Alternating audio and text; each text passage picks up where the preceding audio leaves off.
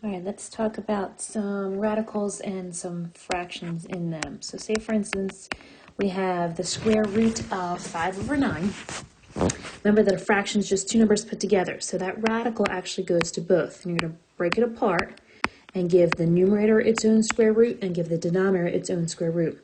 Now, the square root of 5 cannot be simplified, so we're going to leave that. But then on the bottom in the denominator, the square root of 9 ends up being 3. And a radical is simplified if there's no radical in the denominator. It's okay to have a radical in the numerator, but it's not okay to have one in the denominator. You end up having to multiply by the same thing and get rid of the radical. That we won't be doing in this section, but just taking a look at some of these examples. Let's take a look at another one involving variables. So say, for instance, I have the square root of a to the 5th over 81a. Now, 81 is a perfect square, I see that, but a is not. But what I can do is actually simplify my a's. So I'm going to end up simplifying my a's first and then see where my radical ends up happening. So if I have 5 a's on the bottom divided by 1 a on the, 5 a's up top divided by 1 a on the bottom, I'm going to be left with 4 a's up top over just the 81. Now, since that fraction is simplified, I'm going to give the numerator its own square root and the denominator its own square root. The square root of a to the 4th is a squared. The square root of 81 is 9. Now, even though a squared and 9 are perfect squares, there's not another radical. That ends up being your final answer. Now, if I take a look at another one here, say, for instance, I have the square root of 80 over 25. Now, I can simplify 80 over 25 just like I did in this previous example. However, I see that 25 is a perfect square. If I end up simplifying 80 and 25, I'm going to get rid of my perfect square. So I want to keep my perfect square in the denominator because you do not want any radicals in the denominator. So I'm going to leave the square root of 25 in the bottom. I'm going to split it up first. I'm going to get the square root of 25 and then the square root of 80. Now, the square root of 25 ends up being 5. The radical is gone. Up top, 80 can be simplified or expressed as 18 times 5. Now, be careful. These 5s do not cancel because the 5 in the numerator is underneath the square root.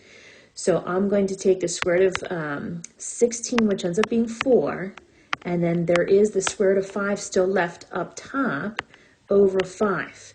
And these 5s do not cancel because this 5 on the bottom doesn't have a radical, whereas the 5 up top does.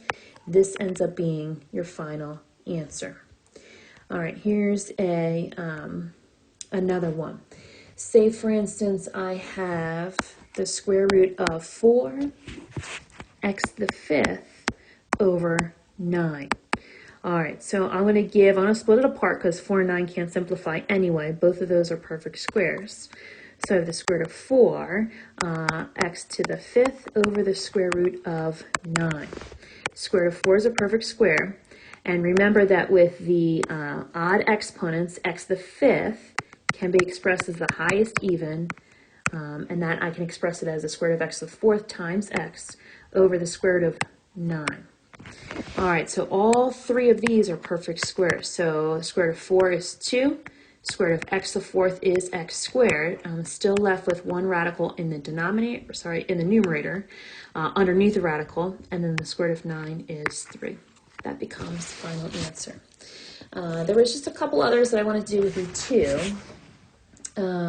For instance, some other special cases here. Let's change my color, go back to my favorite. Say, for instance, I have the square root of 3 squared plus 4 squared. Now, although it's very tempting to say, oh, well, they're both perfect squares, I can just say that's 3 plus 4, which is 7. But it's not just that because there's a plus in the middle. So we have to remember that we've got to follow our rules because of PEMDAS. You have to take care of your exponents first. 3 squared is 9, 4 squared is 16. And once again, you can't split them up because they're separated by addition. It's not multiplication. So we add the two together. Square root of 25 ends up being 5 as the final answer. And then this one I thought I would show you as well. Another funny one here, special case. You've got the square root of x squared plus 8x plus 16. Now, just like that one that we did, they're all separated by addition. There's 3 separate terms here. In order to take the square root, we need to express it as something squared so that the square and the square root cancel. So what we're going to do here is factor this polynomial. And this ends up being a perfect square. In order to get the x squared plus 8x plus 16, we can also express that as x plus 4 squared.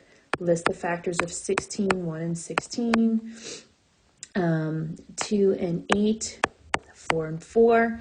Those that add up to 8 are the 4 and 4. Plug them in, that's what we're getting here. So now, because you have it as something squared, the square and the square root, remember this has an index of 2, ends up being x plus 4. And technically, as our answer, it should be in the absolute value because you want to ensure that this x is positive. But if we left it as x plus 4, I would take that, as the final answer. So just some special cases for you to ponder and take a look at.